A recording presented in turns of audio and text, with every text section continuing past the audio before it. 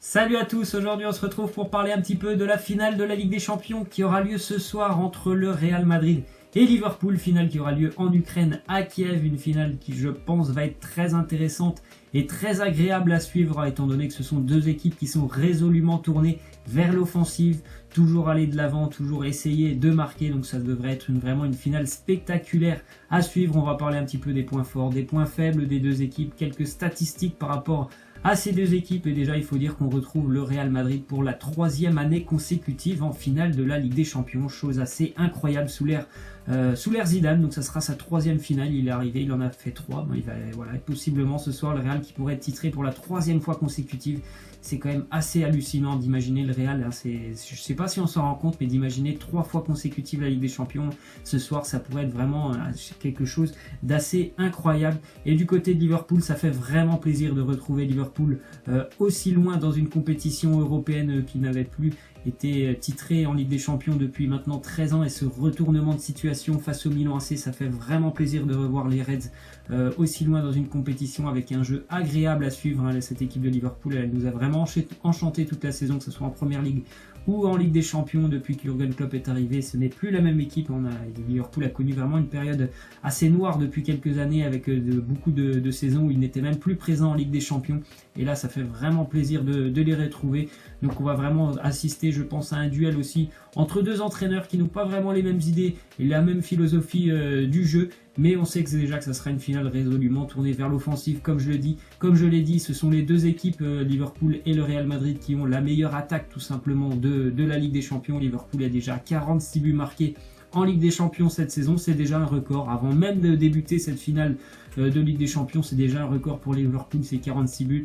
On sait tous et on connaît tous maintenant le trio infernal en attaque de Liverpool avec Firmino, Mané et Salah qui comptent à eux 3 35 buts marqués, ce qui est quand même assez incroyable. D'ailleurs, au niveau des classements des buteurs de la Ligue des Champions, eh bien c'est pas étonnant, on va retrouver ceux qui brillent, les 4 premières places, hein, de ce classement. Donc Cristiano Ronaldo, 15 buts déjà marqués en Ligue des Champions cette saison. En 2e place, on trouve du Mohamed Salah accompagné de Firmino avec 10 buts chacun, et le 4e c'est Sadio Mané avec 9 buts. Donc vraiment, voilà, cette finale, ça va être tout pour l'offensive avec un Cristiano Ronaldo qui va avoir vraiment un rôle très très important à jouer. C'est un homme des finales en général, un Cristiano Ronaldo, 5 finales de jouer, 4 gagnés, 4 buts marqués, donc c'est quelqu'un qui sait répondre présent dans les moments importants. Donc on sait que ce soir, Cristiano Ronaldo, il sera surmotivé à l'idée d'aller chercher une nouvelle Ligue des Champions pour lui et pour toute son équipe avant de démarrer la Coupe du Monde avec le Portugal. Il a vraiment en tête, il a coché cette date, hein, face à Liverpool, de rentrer une nouvelle fois de plus dans l'histoire de la Ligue des Champions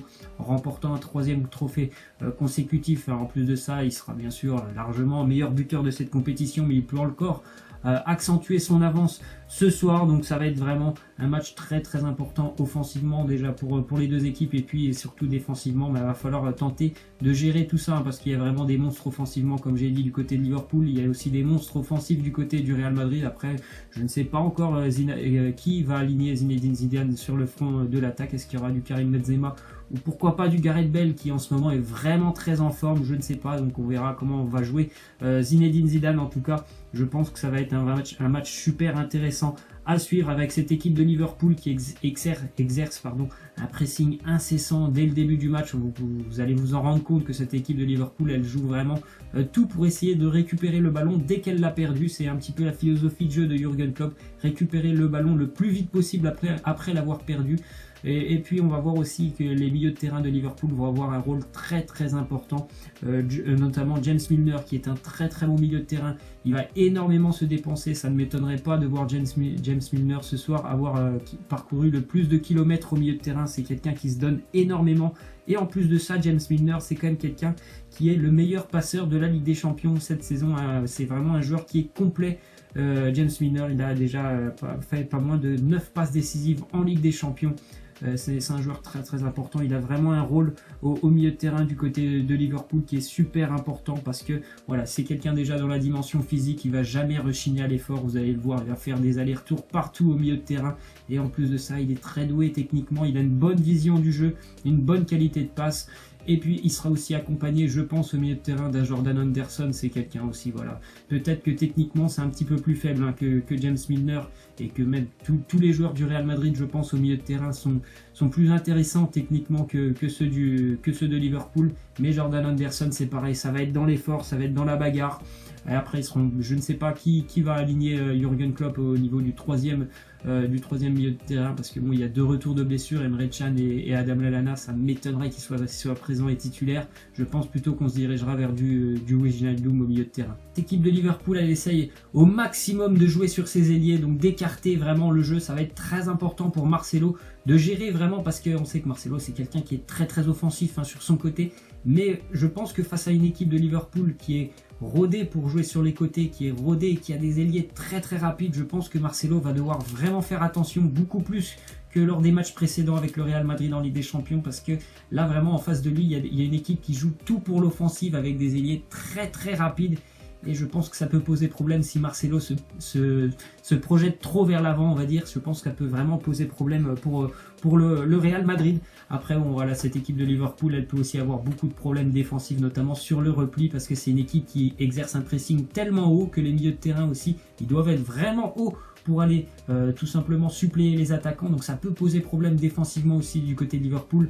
Les retours défensifs face à une équipe du Real Madrid qui est capable vraiment de jouer très très vertical, d'aller tout de suite aussi vers l'avant. Ça peut aller très vite, des enchaînements de passes et des contre-attaques du Real. Donc ça peut vraiment poser problème hein, ce match. Ça va être vraiment un duel tactique hein, du côté du Real Madrid. Je pense vraiment qu'ils ont bien sûr l'expérience hein, de toutes ces finales jouées, de toutes ces finales gagnées. C'est une expérience en plus pour le Real Madrid. Ils sont capables aussi de varier le jeu. On ne peut pas vraiment donner un style de jeu à cette équipe du Real Madrid tellement elle est capable voilà, d'avoir la possession, d'aller beaucoup plus vite, d'aller en contre-attaque. C'est une équipe qui sait vraiment varier son jeu, et ça aussi ça peut poser problème à Liverpool. À Liverpool on sait que ça sera normalement du pressing avec un match très très intense, avec un rythme très soutenu, mais le Real Madrid est capable un petit peu de faire tout ça. Ils sont capables d'avoir un rythme très soutenu, ils sont capables de mettre un peu plus le pied sur le ballon, ils sont capables de jouer un petit peu plus au tiki-taka, même si c'est pas vraiment du tiki-taka, mais ils sont beaucoup plus capables que je pense que Liverpool d'avoir une possession de balle avec des décalages sur les côtés. Donc c'est vraiment un match intéressant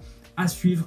Je pense aussi que voilà, il va falloir faire très attention au comportement des défenseurs du Real Madrid. Comme j'ai dit, les latéraux, ça va être très important pour eux d'être présent aussi, notamment sur les relances de Liverpool. Comme je l'ai dit, Liverpool va essayer, je pense, d'évoluer énormément sur les côtés, et il va falloir vraiment être très très présent déjà pour les latéraux du Real Madrid, et aussi au milieu de terrain. Ça va vraiment être un duel très très important au milieu de terrain pour gêner tout simplement la ligne offensive de Liverpool.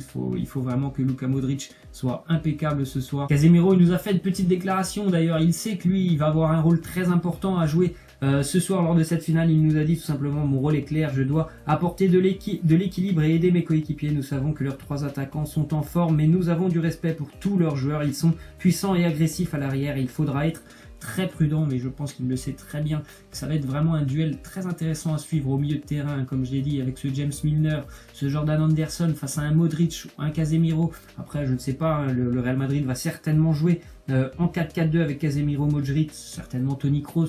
Pourquoi pas Isco en numéro 10, mais je pense plutôt que ce sera sur un 4-4-2. On peut aussi imaginer Marcos Asensio, même si ça me semble compliqué, mais ça va être vraiment aussi un duel très très important au milieu de terrain. Peut-être aussi que Zidane va nous réserver une petite surprise avec un Gareth Bale qui est flamboyant en ce moment. Pourquoi pas Gareth Bale, Ronaldo devant. Après, je pense plutôt que ça, on se dirige. Pour moi, je pense plutôt que ça sera Karim Benzema qui sera utilisé autour de Cristiano Ronaldo. Mais pourquoi pas imaginer un Gareth Bale titulaire.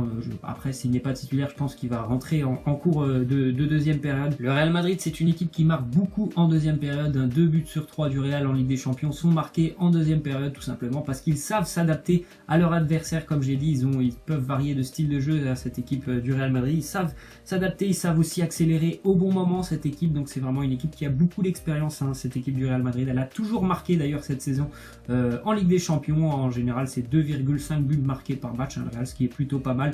Liverpool, c'est un peu plus. Je crois que c'est 3,3 buts par match pour Liverpool. C'est vraiment un match qui, je pense, va être très agréable à suivre.